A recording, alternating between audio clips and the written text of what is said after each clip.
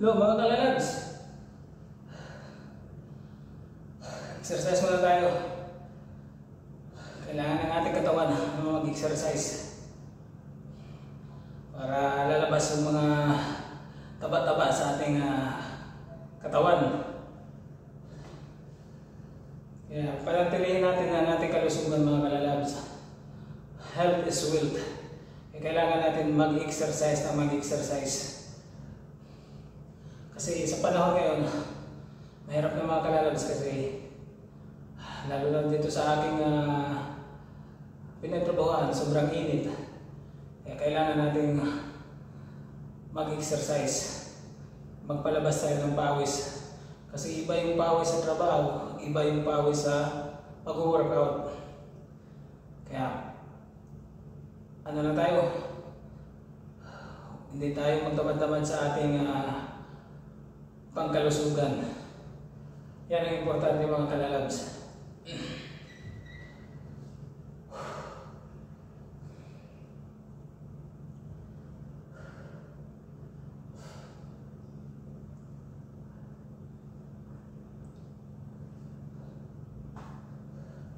Ating program ngayon mga kalalabs ay shoulder tayo ngayon. Dalawa po kasing program natin ngayon.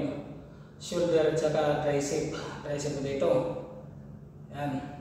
Inuuna po natin ang ating shoulder kasi madali lang to. Hindi katulad sa tricep na maraming daming bubuhatin. Kaya ito dire-diretsuhan lang tong yung shoulder natin, diretso lang ang buhat nito. Kaya exercise tayo mga kalalabs.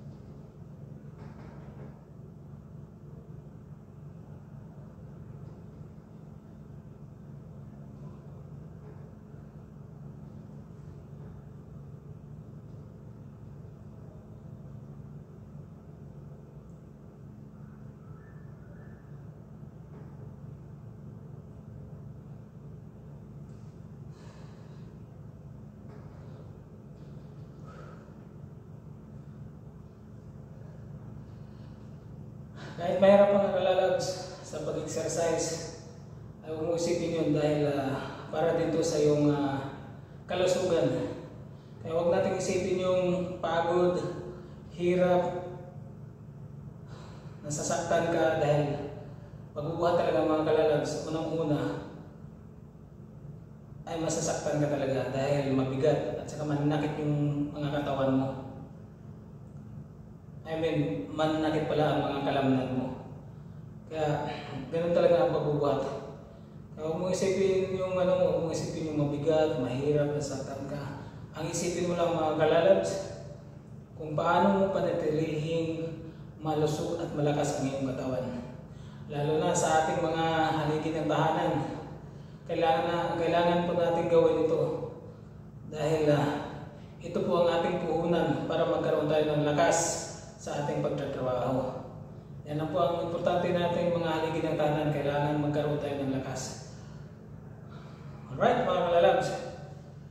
Parang nag-ano na ako dito Parang nag-tutor na ako sa inyo Pero yan talaga ang totoo mga kalalabs. Kailangan natin ng pag-i-ehersisyo. Kahit ano lang mga kalalabs, sa isang linggo, 3 beses o every other day mga kalalabs, maganda din yun.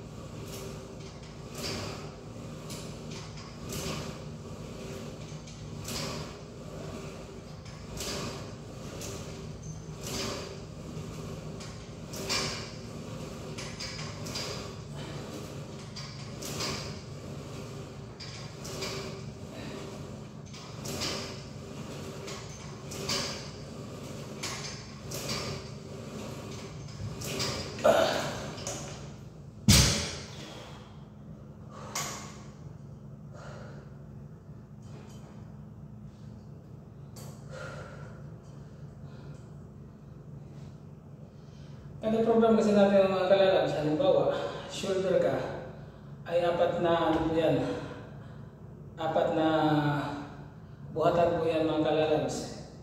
Kung hanggang ano lang, hanggang 15, 4 beses, 4 na beses po yan mga kalalabs. Kailangan i-maintain mo talaga yan na 4 na beses, 15, hanggang maaabot mo yung ano, yung 60. Pero depende kung hanggang kaya, kung hanggang saan lang kaya mo magalalabs. Depende sa iyo. Pero kailangan mo talagang i-4 na ano yan. I-4 na program yan. Halimbawa sa back shoulder, 10-10 ka lang, 4 din yun. Sa front shoulder, kung 10-10 ka lang, 4 din yun. Kaya kailangan kumpleto po yan sila mga kalalabs. Katulad ko ay 15 ang ano ko, 15 ang counting ko sa back and front. Kailangan 15 talaga hanggang matapos yan.